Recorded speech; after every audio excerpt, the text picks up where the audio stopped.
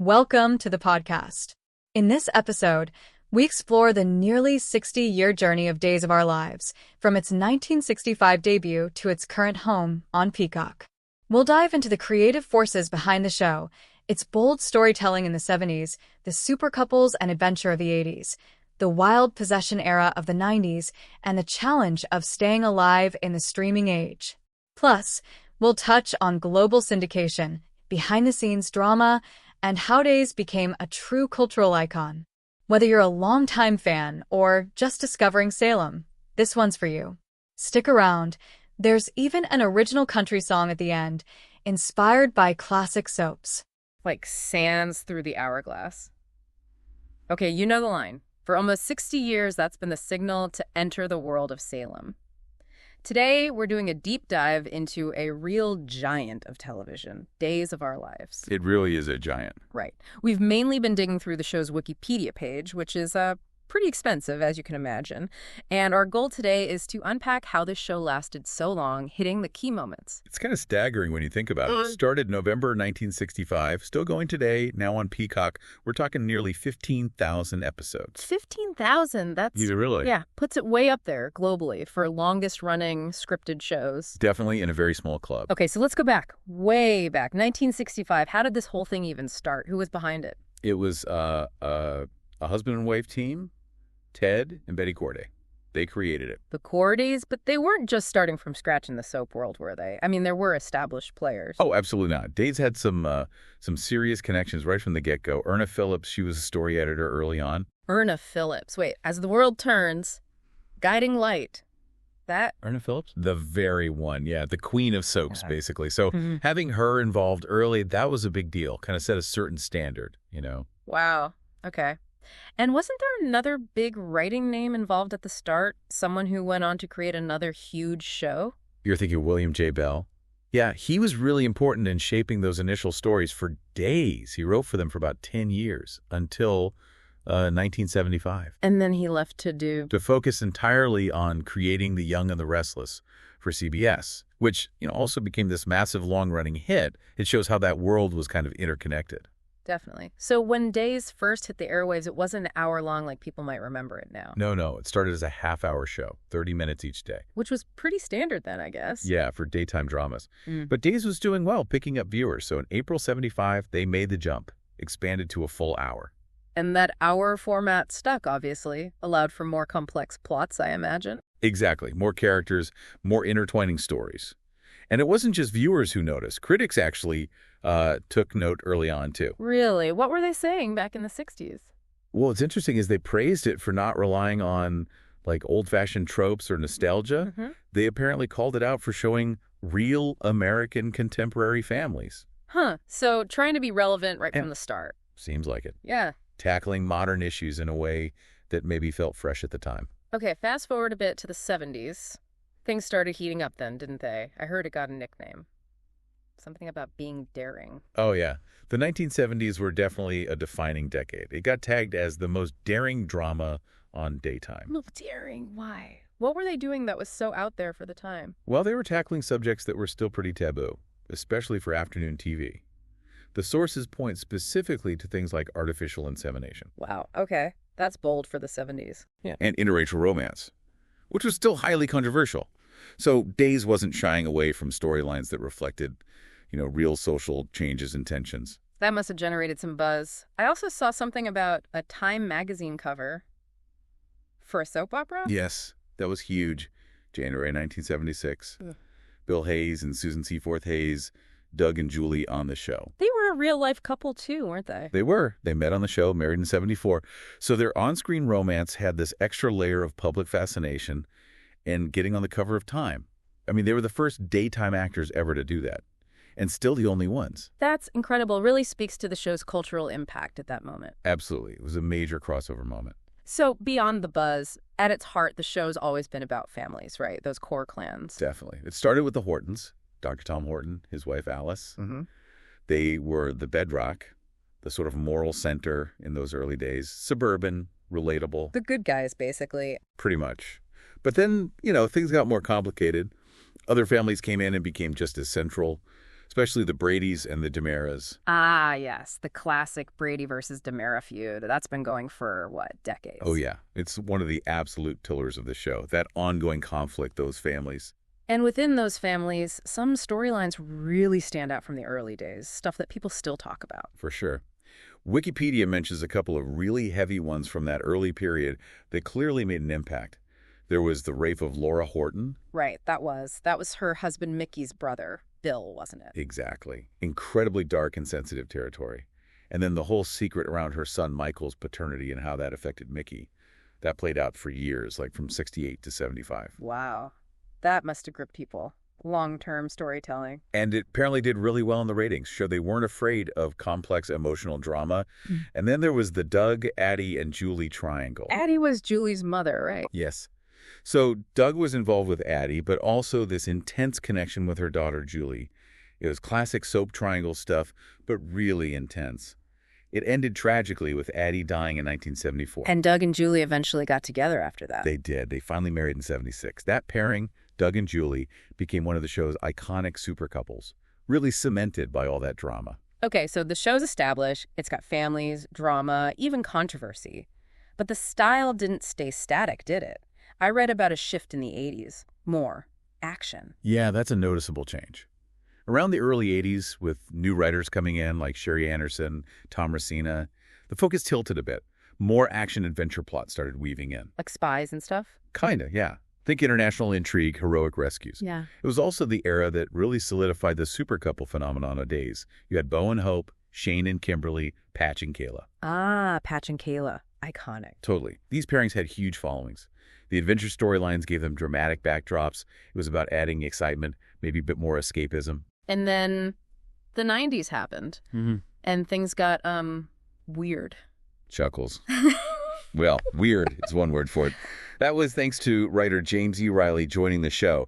He definitely took things in a different direction. Different how? We talking ghosts, aliens. Closer to ghosts, think supernatural, demonic possession, people buried alive, plots involving exorcisms, really pushing the envelope into fantasy and sci-fi. Seriously, on Days of Our Lives. Seriously, and the surprising thing, it actually worked for a time. Ratings reportedly went up during that period. Huh. So people liked the crazy stuff. It reminds me of his later show, Passions. Exactly. Passions took that fantastical element and just ran with it from the start. So Riley clearly tapped into something with that kind of storytelling on Days. What a journey from real American families to, well, demons. But okay, the 21st century rolls around, things change again, network TV starts facing challenges. Yeah, the 2000s saw ratings decline across the board for network shows, and Days wasn't immune. It was part of a larger trend. And NBC started getting nervous. There were definitely concerns. Rumors circulated, particularly around 2007, 2009, that the show might actually get canceled. Renewals sometimes came down to the wire. Stressful times for the fans, I bet. For sure. But it kept surviving, kept getting those renewals, Yeah. which says something about its loyal audience base. Then came this reboot effort in 2011. What was the plan there? Try to recapture the magic. Basically, yeah, it was a deliberate move to try and boost ratings and maybe bring back some lapsed viewers. A big part of it was bringing back fan-favorite characters from the past. Who? People like Jack Devereaux, Carrie Brady, Austin Reed. Characters with a lot of history on the show. Did it work? The reception was mixed, according to critics, and the rating struggle continued.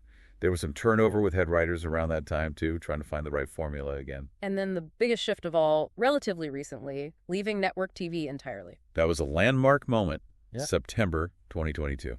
After 57 years on NBC, Days of Our Lives moved exclusively to the Peacock streaming service. Making NBC the only one of the big three networks without a daytime soap anymore. Exactly. Really signaled the end of an era for broadcast daytime drama, in a way. A sign of how viewing habits have completely changed. It's also wild to think about the show reaching audiences way beyond the U.S. It's been syndicated internationally for ages. It really has a global presence. Like in Barbados, apparently it was super popular for a long time, but they were always years behind the U.S. broadcast. Eventually got canceled there in 2014. Then Canada. Canada aired it too, first on Global, then later shifted to the W network, kind of keeping pace with the U.S. move to streaming. Okay, and Australia. I feel like I remember hearing stories about Australia and Days being complicated. Chuckles. Yeah, Australia's relationship with Days is definitely unique. It ran on the Nine Network for ages, from '68 all the way to 2013. But the big issue was cricket. Cricket? How does cricket affect a soap opera? Well, Nine Network had extensive cricket coverage, which constantly preempted Days. So the show fell further and further behind the U.S. airings. At one point, they were nearly 5 years behind. 5 years? How do you even keep up? They tried. In 2004, they aired this special called A New Day that basically tried to summarize 5 years of storylines to catch viewers up. Imagine trying to cram 5 years of Salem drama into one special. Oh my gosh. I can't even... Did it work? Reports say the reception was, let's just say, mixed. Eventually, Nine canceled it, and it bounced around streaming services there like Crackle and Foxtel. Just shows the challenges of global syndication for such a long-running show. Through all that change, networks, writers, storylines, countries, some things stayed the same, not like the opening. Oh, absolutely. That hourglass. Like sands through the hourglass, so are the days of our lives. That opening sequence. Virtually unchanged since 1965. Has it ever changed? Apparently only very subtle modifications 3 times in almost 60 years. It's like a television time capsule. And the theme music, instantly recognizable. That orchestral theme, composed by Charles Albertine, Tommy Boyce, and Bobby Hart. It's actually quite significant. It was the first daytime soap theme performed by a full orchestra. Really? I didn't know that. Yeah.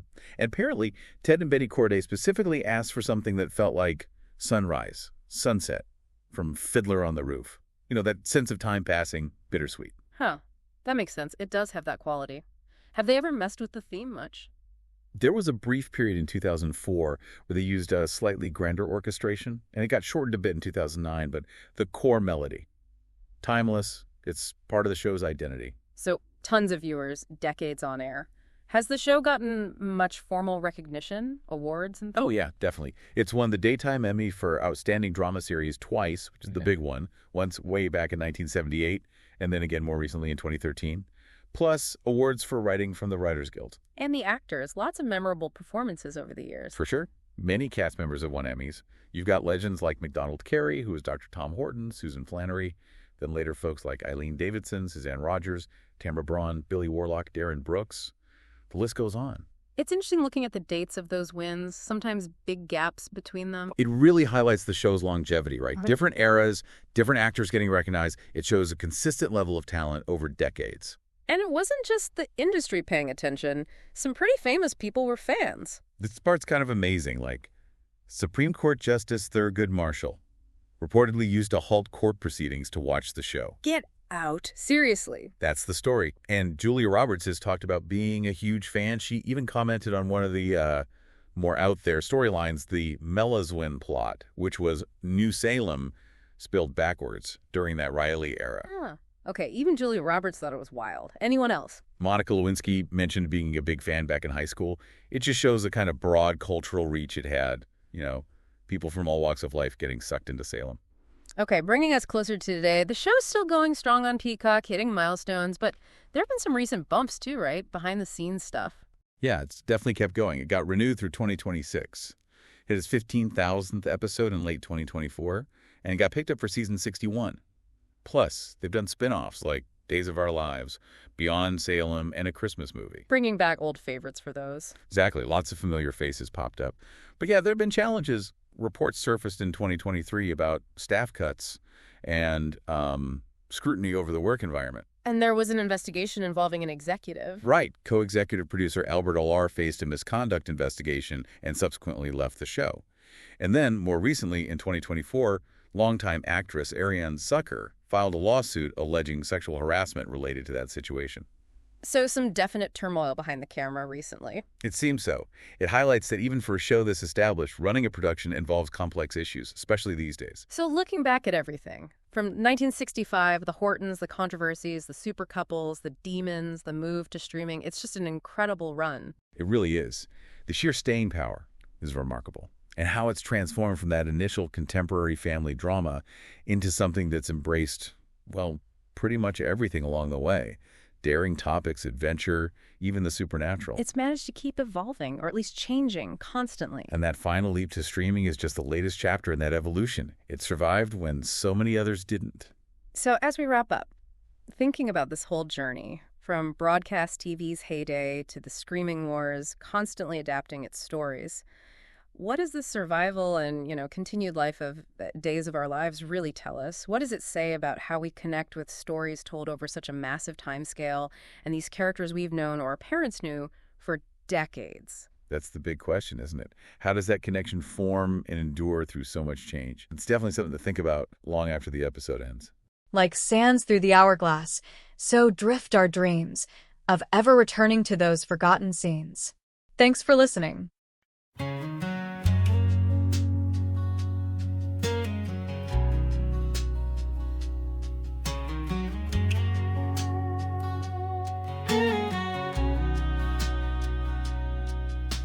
Mama's voice calling, it's time for the show.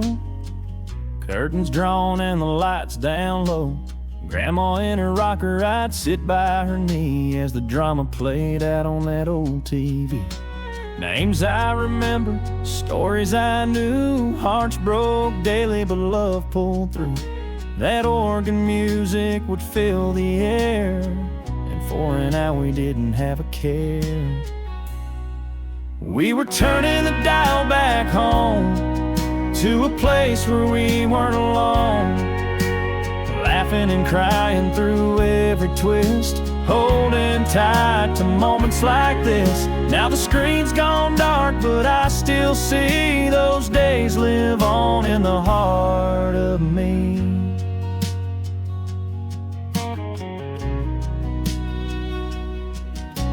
Now I stream what little I can find, but they don't make them like that old kind. I'd give anything to rewind the years and sit with Mama, wiping tears.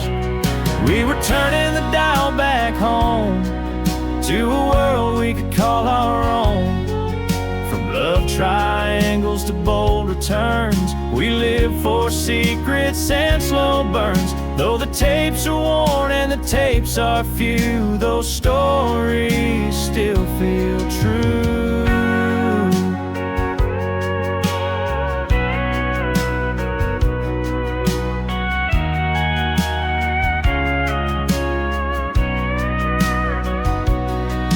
There was magic in that daily sound, like time itself just slowed down. If I close my eyes, I'm back again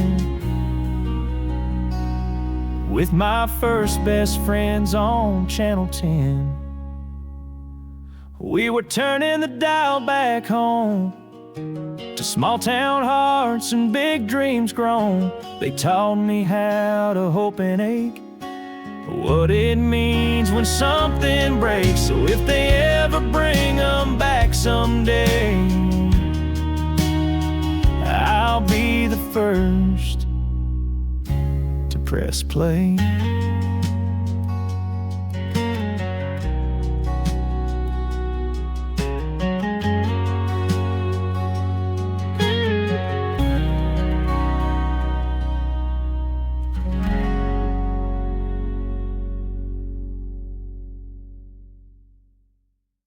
If you made it this far, you're a true fan.